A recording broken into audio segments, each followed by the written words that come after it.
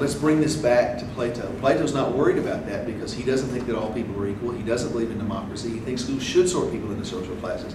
The key is to make sure we sort them appropriately so that the people who end up in the lower class are the people who should be in the lower class. Now let's talk about upper and lower class for a minute. We've got our little hierarchy here, upper, middle, and lower. Where is all the power? In the ideal society, Plato says the power will be here.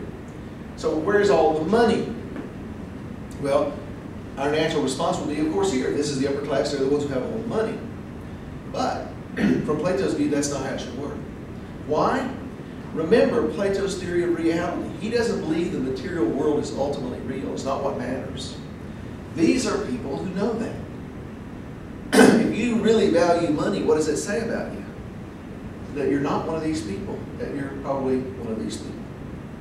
And so he says in the ideal society, the power will be here with the rational, but the wealth will be here with the appetitive.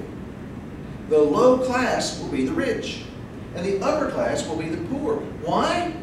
Because the upper class, these are wise people. They know money doesn't matter, so they don't want it. These people are not so smart. They think money matters, and so they want it. And so he says, let them have it. Now, the further you go up the ladder, the less you have. These people can accumulate wealth as much as the system will allow them to, as their talents will allow them to, and so forth. Of course, they'll have to pay taxes to support the whole society. But once you become a member of the spirited class, a guardian, a soldier, a protector, you don't need all that stuff. How much do soldiers really need? They live in the barracks, they eat in the mess hall. They basically need the clothes on their back and their implements of war, their swords and their shields.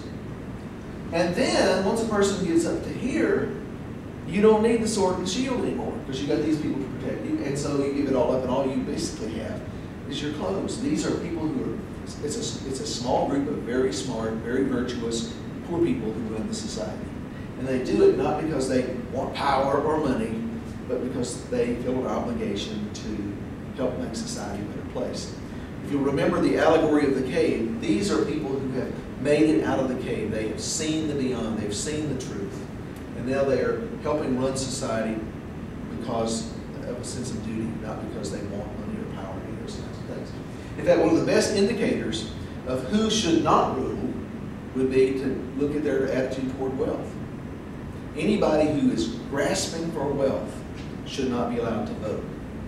Now, I hope you appreciate the irony of that. We have a society where the prerequisite to political power has become wealth.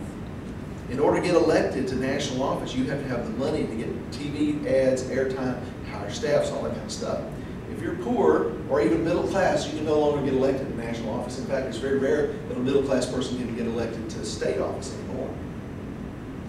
And Plato would say, if you've got a society where you have to be rich to be powerful, to rule, then you're doomed. Because rich people are the people least suited to rule because they're the most competitive. Imagine this, what if our Congress was made up not of rich people, but of people who didn't value money? People who valued the virtue of a good society.